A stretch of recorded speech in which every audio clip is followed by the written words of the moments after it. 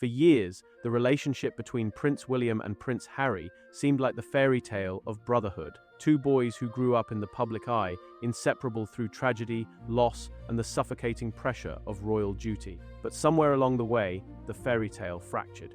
What happened between William and Harry isn't just a family squabble. It's a fundamental clash between duty and freedom, between the institution and the individual, and it reveals something crucial about what the future king actually thinks of his youngest brother. The rift became public in 2019 when the two princes' households split. Official statements cited different approaches, but the truth was far more complicated. What started as disagreement evolved into estrangement, and by 2024, the brothers hadn't spoken in years. But silence isn't the whole story. Through carefully chosen words, public appearances, and what they pointedly didn't say, William and Harry have been communicating their true feelings all along. To understand what William really thinks of Harry today, you have to go back to 2016, when Harry met Meghan Markle. For William, the timing couldn't have been worse. He had just become a father, was managing his own marriage under intense scrutiny, and was beginning to understand the true weight of his future role. He was learning what it meant to be the heir, to sacrifice personal desires for duty, to smile through exhaustion and private pain. Then his brother fell in love. Not just any love story, but a whirlwind romance with an American actress that would fundamentally change the monarchy's future. William watched from the sidelines as Harry moved fast, spoke freely, and gradually began to challenge the very institution that William had committed his entire life to serving. Where William saw tradition, Harry saw oppression. Where William saw duty, Harry saw imprisonment. The critical moment came in their engagement interview when Harry said that Meghan didn't know much about the royal family before meeting him. To William, this wasn't charming or romantic, it was a red flag. The institution had rules, protocols, and expectations that had been refined over centuries. You didn't just marry into it without understanding what you were signing up for. William's concerns weren't about Meghan being an outsider or American or divorced. They were about her influence on Harry. According to royal insiders and biographers, William became increasingly worried that Meghan was encouraging Harry to see the royal pawnee as the enemy, rather than as a complex institution worth protecting from within. The turning point came during an argument in 2018 when William allegedly told Harry that he was moving too fast, that he needed to be careful about the people he was trusting, that Meghan was ambitious. Harry interpreted this as William not accepting Meghan. William interpreted it as genuine concern for his brother's well-being. From William's perspective, Harry wasn't rebelling against genuine oppression.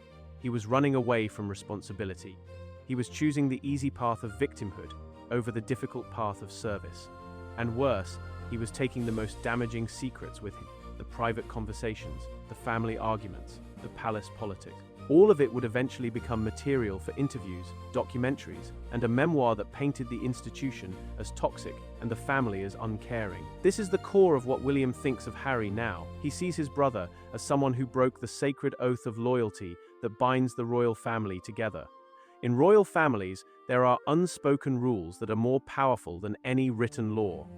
You may disagree privately, but you never air those disagreements in public. You protect the institution because the institution is bigger than any individual. You endure in silence. You survive with grace. Harry didn't just break that rule. He shattered it into a million pieces and then profited from the shards. He went on a global tour speaking about his pain, his trauma, his suffering at the hands of the institution. From William's perspective, this isn't just disloyalty. It's a fundamental betrayal of everything their mother taught them about duty and service. Princess Diana suffered privately. She endured the scrutiny, the affairs, the humiliation, all while maintaining the dignity of her position. She raised her boys to understand that with privilege came responsibility, that with access came duty, that the crown demanded sacrifice, and that was the price you paid for living the life you were born into. Harry chose to broadcast his suffering to the world and position himself as a victim of the institution his mother loved. He wrote a book called Spare that detailed family conversations, palace dynamics, and personal struggles that William believes should have remained private. He gave interviews where he criticized the royal family's approach to mental health, their coldness, their emotional unavailability. He suggested that the institution was fundamentally broken and that he had no choice but to leave to save himself. William listened to all of this and felt something between anger and heartbreak. Anger because he believed Harry was being ungrateful and disloyal. Heartbreak because he recognized some truth in what Harry was saying. William knows that the institution demands too much. He knows that the pressure is immense. He knows that mental health has been neglected. But he also knows that complaining about it publicly only damages the institution further.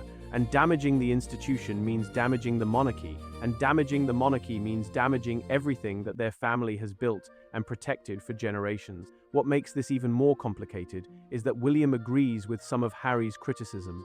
The media intrusion into royal life is real and deeply damaging. The palace's handling of mental health has been inadequate. The institution does move slowly and resist change in ways that can feel suffocating. William recognizes all of this, but he believes you change things from within, not by burning the whole thing down. You evolve gradually. You push back quietly. You influence policy through private channels. This is what William is doing as the future king. He's modernizing the monarchy without publicly denouncing it. He's improving mental health services without claiming the family abandoned him. He's being the change he wants to see while maintaining his loyalty to the institution. Harry, on the other hand, chose the opposite path entirely. He decided the institution was irredeemable and walked away. And in walking away, he implied something that William finds absolutely unbearable. He implied that William is complicit, that William is choosing the institution over his brother, that William doesn't actually care about mental health or truth or change, that William is just a hollow man playing a role. This accusation cuts deeper than almost anything else because William knows that it's not entirely fair, but also because some part of him worries it might be true. There are nights when William lies awake, wondering if he's made the wrong choice, if he should have supported Harry more vocally, if he should have been more willing to challenge the palace, if he should have prioritized his brother over his duty. These doubts haunt him, and Harry's existence on the other side of the world is a constant reminder of the road not taken. By 2024 and into 2025, William had to come to terms with a painful reality.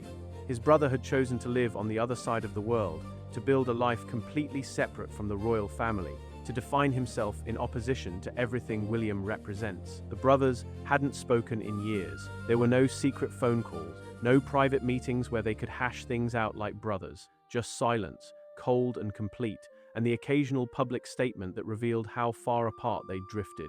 In interviews during this period, William spoke carefully about Harry. He never attacked him directly because attacking him would be beneath the dignity of his position. He never violated the sacred oath of privacy that still bound them, but his words were deliberate. When asked about reconciliation, William would say something like, "I love my brother very much, but distance is sometimes necessary."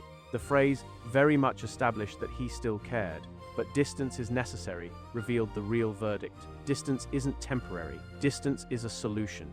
What William really thinks of Harry today is this: Harry is talented, charming, and capable of doing great things, but he's also made choices that William cannot respect. Harry could have been a modernizing force within the institution, pushing for change from within while maintaining his loyalty to the family. Instead, he became the institution's most vocal critic, its most damaging opponent. William thinks Harry could have protected his family. Instead, he exposed them. He revealed details about family conversations that should have remained private. He painted his parents and grandparents in an unflattering light. William thinks Harry could have endured like every other royal before him. The Queen endured. She served for 70 years without complaining, without revealing her inner thoughts, without broadcasting her struggles to the world. Prince Charles endured decades of tabloid scrutiny without ever breaking his silence. They all endured because that's what being royal means. You endure, you sacrifice, you put duty before self. Harry was unwilling to make those sacrifices. He wanted the benefits of being royal without the costs. He wanted the security and the platform without the constraints. He wanted to be famous without being scrutinized. When he realized that wasn't possible, instead of accepting that reality like everyone else in the family, he decided to leave and build a new identity as the royal who finally told the truth. Perhaps most importantly, William thinks Harry has become addicted to his narrative of victimhood. The documentary, The Me You Can't See, was meant to highlight mental health struggles, but William saw it as weaponizing trauma. The documentary positioned the royal family as the source of Harry's problems, implying that if only he'd been treated differently, then he would be fine. This narrative absolves Harry of any responsibility while placing all the blame on the institution. The memoir, Spare, was meant to explain Harry's perspective, but William saw it as a betrayal of confidence. The book detailed private family conversations and revealed disagreements that should have remained confidential. Every interview Harry gave, every appearance he made, felt like another brick being laid in a wall between them. William watched his brother build a media empire on the foundation of his grievances, and he felt a mixture of disgust and despair. But here's what complicates this. William also understands that he might be wrong. In his more honest moments, he might acknowledge that Harry found a way to prioritize his mental health and his family's well-being that William himself couldn't manage, that sometimes the institution does demand too much, that sometimes duty isn't worth the cost to your soul. That perhaps Harry was brave to leave rather than cowardly. Yet even with that understanding, William cannot forgive what Harry has done, because forgiveness would require admitting that Harry was right, and William isn't ready to do that.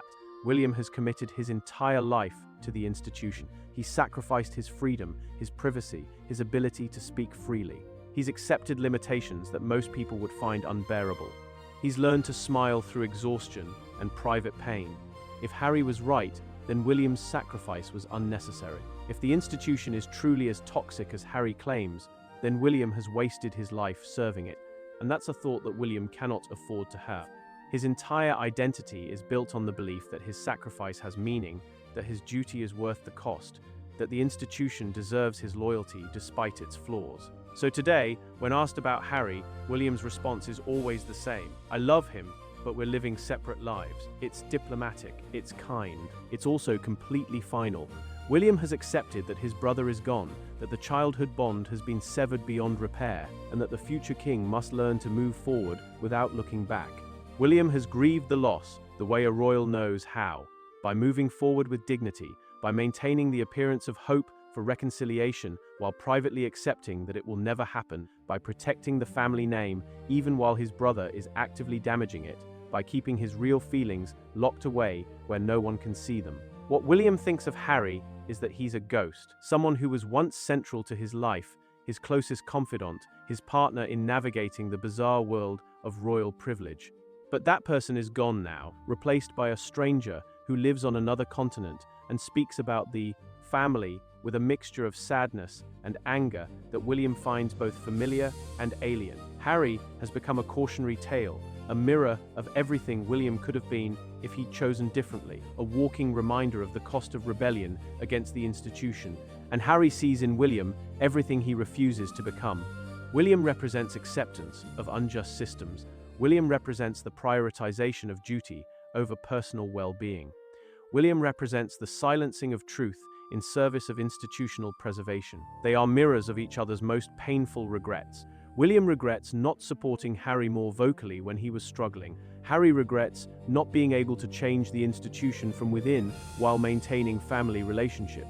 Neither can forgive the other, because forgiveness would require admitting that their own choices were wrong. In the end, what William really thinks of Prince Harry is this: he's my brother, he's a stranger, he made his choice, and I've made mine.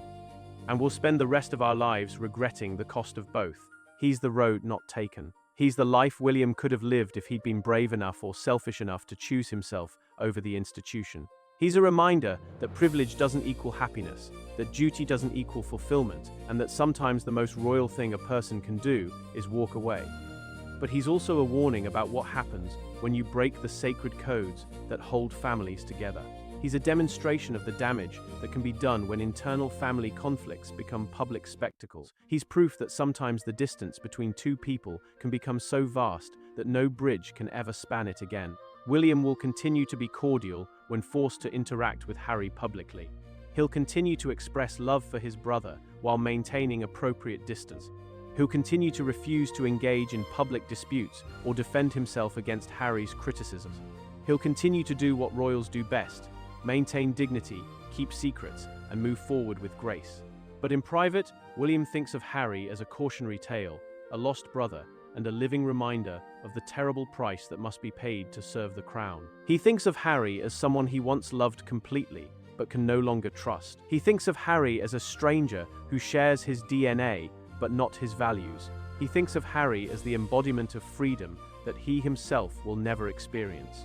Harry got out. He chose himself.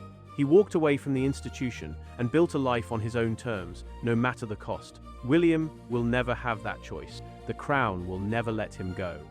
So when William says, "I love my brother very much, but distance is necessary," what he's really saying is, "I love what we were, but I can't forgive what we've become. I miss the brother I had, but I've accepted that he's gone. I wish things were different, but I've learned to live with the pain of their being this way." That's what William really thinks of Harry today.